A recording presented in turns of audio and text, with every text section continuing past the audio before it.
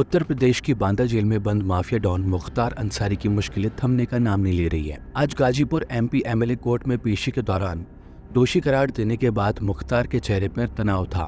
वह परेशान दिख रहा था। वह अपने दोनों हाथों से दोनों आंखों को बंद कर नीचे की ओर गिर गया। इसके बाद जेल प्रशासन ने उसे पेशी के बाद उसकी बैरक में शिफ्ट कर दिया। बैरक में पहुंचने के बाद मुख्तार अंसारी परेशान रहा और बैरक में टहलता नजर आया।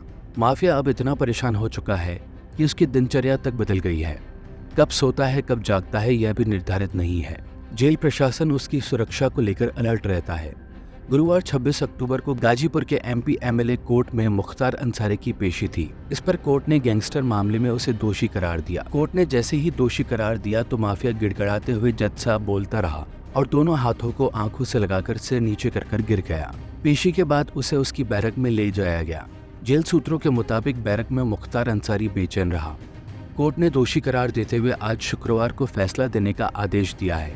बता दें कि कोर्ट में पेशी के दौरान मुख्तार अंसारी ने बीमार होने के साथ साथ जेल प्रशासन पर इलाज न कराने का आरोप लगाया था। इसी के साथ फल और कुरकुरे की भी डिमांड की थी, लेकिन बांदा जेल प्रशासन जेल मैनुअल के मुताबिक ही उसे चीजें मुहैया कराता है। मुख्तार की खातिरदारी में जेल स्टाफ सस्पेंड भी हो चुके हैं।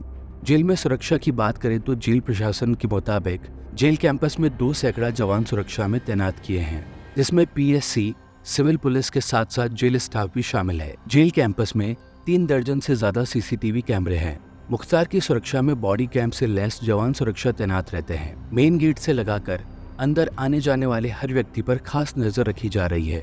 जेल अधीक्षक वीरेश राज शर्मा ने बताया कि मुख्तार की गाजीपुर कोर्ट में पेशी थी। कोर्ट के आदेश के क्रम में जेल से वीडियो कॉन्फ्रेंसिंग के जरिए पेशी कराई गई। मुख्तार के रिएक्शन के सवाल पर कहा कि वह टेंशन में तो रहता है, लेकिन आज दोषी करार देने के बाद अपने दोनों हाथों से अपनी आंखों को दबाकर नीचे की ओर झुक गया और चुपचाप बैठ गया। जेल अधीक्षक ने बताया कि पेशी के बाद उसको बैरक में शिफ्ट कराया गया। बाकी जेल मैनुअल के अनुसार जो भी सुविधाएं हैं हर बंदी की तरह सभी को दी जाती हैं। दिनचर्या के सवाल पर कहा कि इस समय परेशान रहता है, किताबें पढ़ता रहता है, बैरक में टहलता रहता है। जिस दिन पेशी होती है उसे उसकी पेशी कराई जाती है। सुरक्षा की दृष्टि से फोर्स अलर्ट रहती है। गाजीपुर एमपी एमएलए कोर्ट ने करंडा में एक रिटायर्ड शिक्षक कपिल देव की हत्या से जुड़े मामले में मुख्तार अंसारी को दोषी करार दिया है। अब कोर्ट आज 27 अक्टूबर को सजा सुनाएगी। दोनों तरफ से बहस पूरी होने के बाद पिछली सुनवाई में एमपी एमएलए कोर्ट के जज अरविंद मिश्र ने फैसला सुरक्षित रख लिया था। सहायक अभियोजक फौजदारी नीरज श्रीवास्तव ने बताया कि बीते साल 2009 में करंडा के सबुआ निवासी सेवानिवृत्त शिक्षक कपिल देव सिंह की हत्या कर दी गई थी। मुख्तार अंसारी उस समय मऊ सदर सीटे से विधायक था और आपराधिक मुकदमों में गाजीपुर जेल में बंद था। आरोपी की वहां से गैंग चला रहा था। इसी वर्ष मोहम्मदाबाद थाने के मीर हसन नामक एक शख्स ने मुख्तार के खिलाफ हत्या के प्रयास का मामला दर्ज कराया था, जिसमें उसने आरोप लगाया था कि उसकी भी हत्या का प्रयास किया गया था। इन दोनों मामलों को जोड़कर साल 2010 में तत्कालीन बसपा सरकार में गैंग चार्ट बनाकर गैंगस्टर का मुकदमा मुख्तार अंसारी और इस केस में उसके सहयोगी सोनू यादव पर किया गया था, जिसमें लगभग 14 साल बाद मुख्तार और उसके सहयोगी सोनू यादव को कोर्ट ने दोषी करार दिया है। इस मामले में मुख्तार अंसारी के वकील लियाकत अली ने कहा कि गैंगस्टर के इस मामले में प्रक्रिया पूरी तरह से नहीं अपनाई गई। अब फैसले की कॉपी लेकर उच्च न्यायालय जाएंगे।